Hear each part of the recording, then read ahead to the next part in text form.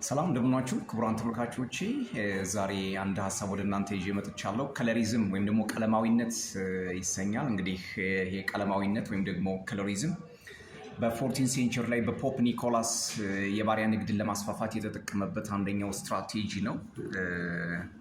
ሁላችንም እንደምናውቀው ከ14ኛው ሴንቸሪ በፊት ምንም አይነት ጥቁር በባርነት አይሸጥም ነበር። ነጭም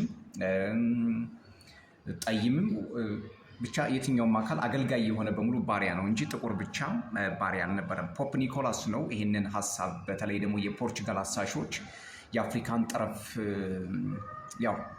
አዳዲስ መንደሮችን አዳዲስ ሀገራትን ሲፈልጉ ጥቁር ሰው አይደለም፣ ከሰው በታች ነው። ስለዚህ የተረገመ ስለሆነ እናንተ እንደፈለጋችሁ ግዙት፣ ንዱት፣ ለውጡት።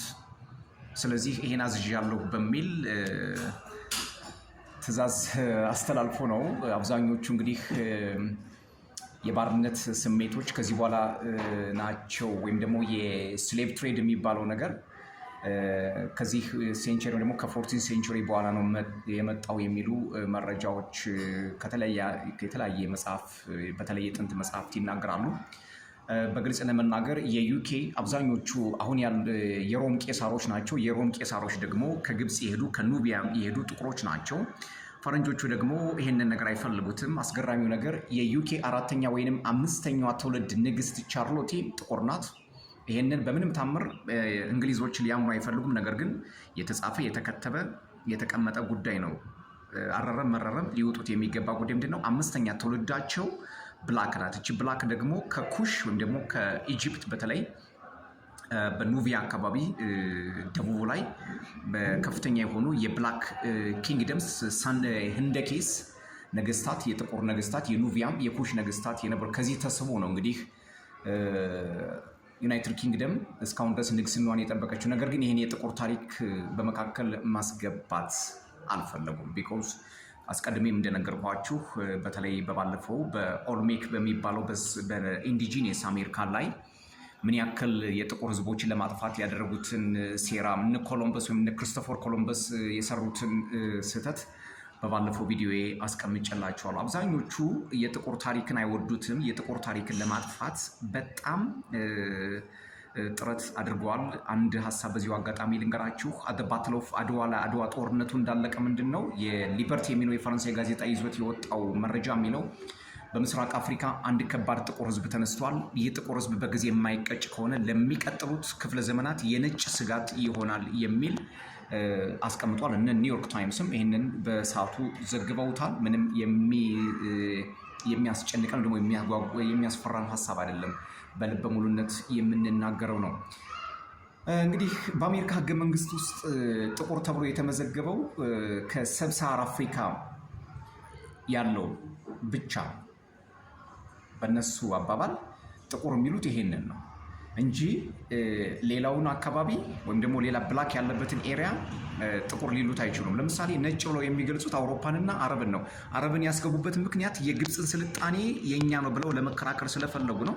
የግብፅ ስልጣኔ ደግሞ የአረቦች ስልጣኔ እንዳልሆነ ወይም ደግሞ ስክሪፕታት የማን ስልጣኔ እንደሆነ ሁላችንም የምናውቀው ነው። አሁን ምንድነው ለፈረንጆቹ ፈተና የሆነባቸው? አብዛኞቹ የግሪክ ፈላስፎች እነ ሆሜርን ጨምሮ ሁሉንም የጻፉት መጽሐፍ መግቢያቸው ላይ አክኖሌጅ የሚያደርጉት ምንድነው? ይህን ጥበብ የተማርነው ከግብፃውያን ነው፣ ግብፃውያን ደግሞ ጥቁሮች ናቸው ብለው መጽሐፋቸው ላይ ጽፈውታል።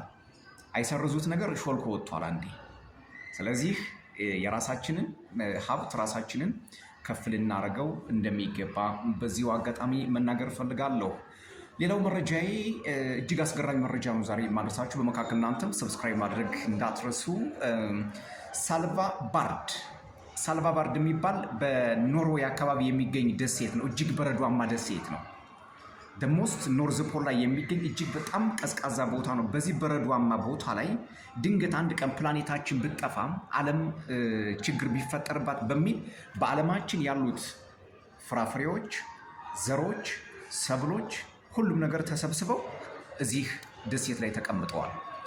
ወደ ታች በጥልቅ በተቆፈረ ጉድጓድ ውስጥ በጣም በረዷማ ነው። አይበላሽም ይሄ ምርት። እንግዲህ ከኛ ሀገር የምናውቃቸው እነ ዳጉሳና ጤፍን ጨምሮ ኖርዝ ፖል ላይ እንደተቀመጡ በዚሁ አጋጣሚ መረጃ ልሰጣችሁ እፈልጋለሁ። እንግዲህ በዚህ በጠቅላላ ዓለም ላይ ያለ የዘር የምግብ የፍራፍሬ የአትክልት ከየሀገሩ እየተለቀመ የዘር ባንክ ወይ ደግሞ ሲድ ባንክ ይሉታል እነሱ አስቀምጠውታል። መሬት ውስጥ ምንም ነገር እንዳያገኘው ምንም ነገር እንዳይደርስበት ስፖይል እንዳይሆን ከባድ የሆነ ጥንቃቄ በማድረግ እንግዲህ ሀያላኑ ይህን ነገር አስቀምጠውታል። ለምን መጠርጠር ትልቅ ነገር ነው። ምናልባት ዋንስ አፖን ኤ ታይም ዓለም በእኔ አሁን ወደ ኒውክሌር ዋር መሄዳችን የታየ ስለሆነ ድንገት እንኳን የኒውክሌር ዋር ተነስቶ ዓለም ቢጠፋ እነሱ ራሳቸውን ፕሮቴክት የሚያደርጉበትን ምን አይነት አውሮፕላን እንደሰሩ በባለፈው ተነጋግረናል። እነ ማርክ ዙከንበርግ ምን አይነት ቤት እንደሰራ ብዙ መረጃዎች ወጥተዋለኝ። ቤቱን እንግዲህ እነ ገብርኤል እነ ሚካኤል ካልሆነ በስተቀር የሰው ልጅ ምንም እንደማያጠቃው በባለፈው መረጃዎች ወጥተዋል። ቤቱን ማርክ ዙከንበርግ ኒው ቢልዲንግ ብላችሁ ገቡ፣ ጉግል ላይ በደንብ ታገኙታላችሁ። ሌላው እንግዲህ አሁን የምንበላው ምግብ ኦርጋኒክ ፉድ አይደለም። እንደምታውቁት ኢትስ ኖት በጣም አስፈሪ የሆነ ምግብ ነው የምንበላው። ከምንበላው አንዳንድ ጊዜ ጾም ላይ መበርታት የተሻለ ሳይሆን አይቀርም ረዥም እድሜ ለመኖር። ለምን ይመስላችኋል ሩሲያና ዩክሬን ከፍተኛ የሆነ ጦርነት ውስጥ የሚገቡት? ለእኛ የሚነገረን ለእኛ ለመንጋዎቹ ወይም ደግሞ ለማያውቁት ለእኛ የሚነገረን በክሬሚያ በኩል ኔቶ ሊስፋፋ ነው ምናምን የሚል ነው አይደለም። እንደምታውቁት ዩክሬን እጅግ በጣም ሀብታም ሀገር ናት።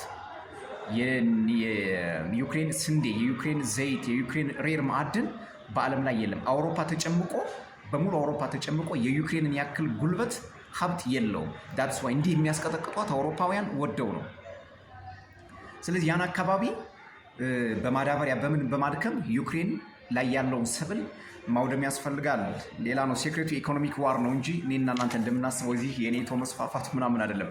ይሄ መረጃ እንዴት ወጣ ብላችሁ ለምጠይቁኝ ጓደኞቼ ደግሞ ዘ ፓናማ ፔፐር የሚባል አለ። ዘ ፓናማ ፔፐር፣ ዘ ፓራዳይዝ ፔፐር እና ፓናማ ፔፐር፣ ፓንዶራ ፔፐር ኤንድ ፓራዳይዝ ፔፐር። እነዚህ ጥናቶች በኢንቨስቲጌቲቭ ጆርናሊስቶች ከፍተኛ የሆነ ጥናት ተደርጎባቸው በዓለም ላይ ወጥተው የተቀመጡ ናቸው። ሊክድ ዶክሜንትስ ናቸው። ሾልኮ የወጡ ዶክሜንቶች ናቸው። የዓለማችን ታላላቅ ሀብታሞች፣ ስመጥር ሰዎች፣ ፖለቲከኞች ሀብታቸውን የሚያከማቹበት አንድ ድብቅ ቦታ አለ።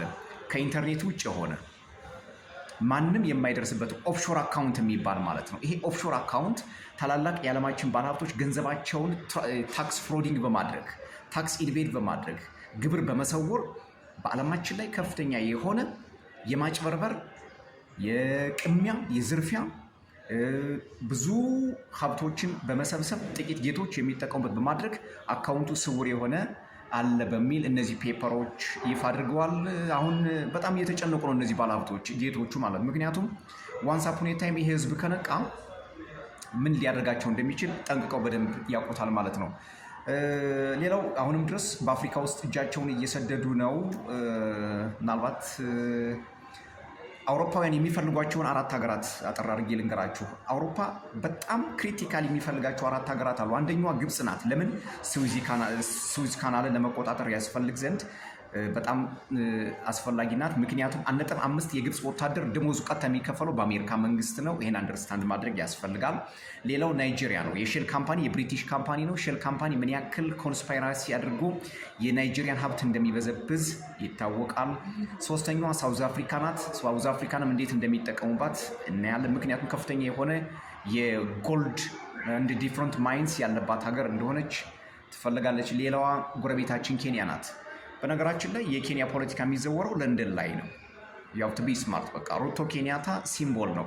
ሩቶ ኬንያታ እጅግ በጣም የናጠጣ ሀብታም ነው። ከ300 እስከ 500 ሚሊዮን ዶላር አካውንት አለው ነው የሚባለው። ይሄ በኦፍሾር አካውንት የተቀመጠው ነው ማለት እነሱ ናቸው እንግዲህ የሚያሽከረክሩት። እነዚህን የአፍሪካ 4 ሀገራት ከያዙ በኋላ ምስራቅ አፍሪካን በኬንያ በኩል ለመውጋት ሌላውን ምን ያክል እንዴት ካልኩሌሽናቸውን ማሰብ ያስፈልጋል ማለት ነው።